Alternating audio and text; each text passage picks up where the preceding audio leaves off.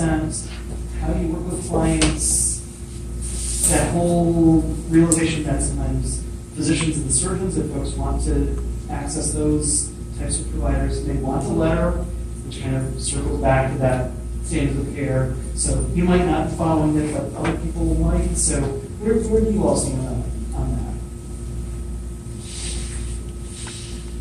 Anybody? I write letters if they want it, and I will have my client read the letter first before I send it out, because I want to be sure that I have represented them the way they want to be represented in order to get what they want. One of the things that I like about not using insurance, I don't have to give a diagnosis. Most cases, I will give a client a set of diagnoses that I could support based on their symptoms, their behaviors, and ask them what do they want to be diagnosed with if they want to use insurance. Because it's not like I have broken my femur, it's I've got, my heart is broken. How do I fix that? So, how is it acted out? And just going back to what I've heard from all of us about working with trauma, that I recently had a client who talked about being depressed and anxious, and I said to her, no, from what you told me about your childhood, you've been traumatized. And under post-traumatic stress disorder, there's depression and anxiety, but I would never diagnose you as that. And she just looked at me and said, do you mean I don't have to be on antidepressants the rest of my life? She was in her 20s. And when I told her no, it was like, how disrespectful to be in practice. For all of you budding therapists out there or older therapists, know what you're talking about and don't go for a quick and easy diagnosis because that's what you specialize in. Look at your client and give them what they need from you, not what you have in your toolbox. Okay, that's my speech. When I'm working with people who are told that they need a letter, which happens, unfortunately, I think it happens a lot, and I always assume that it has something to do with the physician's malpractice insurance at whatever hospital they are. So, but I try not to make it an event, work on the letter with the client. I have a basic formula that sort of hits all the bullet points that the physicians are looking for, and we collaborate on the letter.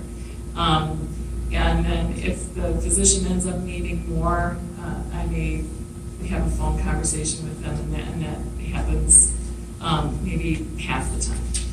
I don't want to put too much in the letter. I don't know where that letter is going to end up or what file it's going to be in and show up 20 years from now. So less is more, but they can always have a conversation with me, and that's fine too.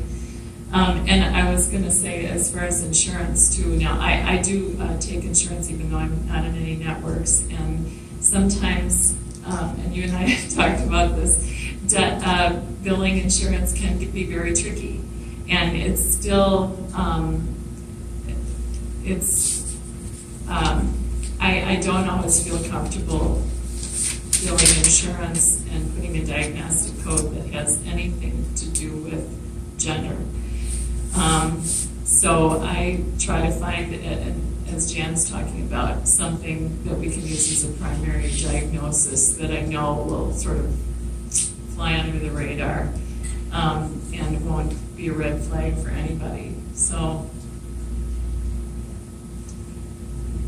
it's, trying to provide best for the clients and have the minimal amount of arm wrestling with the insurance company.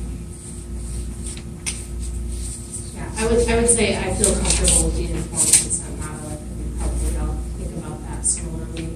I would also say that I see part of my job as helping people figure out how to either navigate through or maybe even change oppressive systems. And so one thing that I might tend to do is also maybe consult with the client to help them be able to deal with those other providers in a way that's effective, but also maybe educates them or possibly get a foot in the door for creating some kind of change with how the system works. So I'm always looking for opportunities for things like that. I tend to do things like that myself, and I would see that as an opportunity to help the client do that. This is a good range of different settings for you, future budding therapists, because at the VA, so I guess trying to be as informed consent as possible in more of a WPATH standard requirements. So one of the things I make very clear to anyone I'm working with is VA does require a diagnosis of gender dysphoria to be able to access some of the services that I mentioned before, especially hormone replacement therapy. So that gets pretty gatekeepery, but I try to be informed in that of letting the person know, what do you want to do about this? In order to access it through this system, here's the route that I have to take. Are you comfortable with that? Are you okay with it being a record?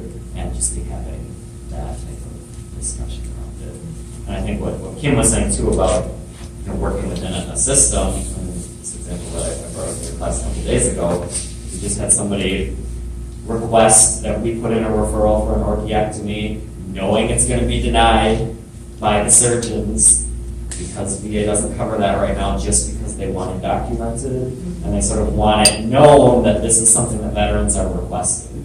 So me consulting with a colleague about what's the best way for us to approach this within the system, helping to advocate for this veteran who wants a service that they know they're going to get denied for, but that's not going to stop them from asking for it, kind of continuing to ask for it that way. So even when there are some limitations, you can still let them find ways to push against them. One thing I wanted to add is, because I also do a lot of work on cultural diversity, that I do bring into my practice the intersectionality of the religion you were raised in, or your parents were raised in, and how does that impact who you are in your life, the ethnicity, age. I mean, when I'm working with a 6-year-old, it's pretty easy. They're clear that if their parents are with it, they're supportive of their kids. But when I work with people who were in their 70s and 80s, and I was talking to one of my clients, and he said he was a gay man, and I talked about his sexual fantasies, and he talked about how in his fantasies he always saw himself in the role as the woman. So I didn't have to go, well, you're really transgender. But to hear that, but given his age, where there wasn't any language, where there wasn't any visual, that to really respect where he was, or again, the ethnicity, or the religion, or where did that person grow up? I've had clients that come down from Wausau. I've had clients who called me from Montana. And so just really respecting the fullness that a person brings with them, and the fullness of what they grew up in, I think is really important to respect that and hear that and what that person brings into my office.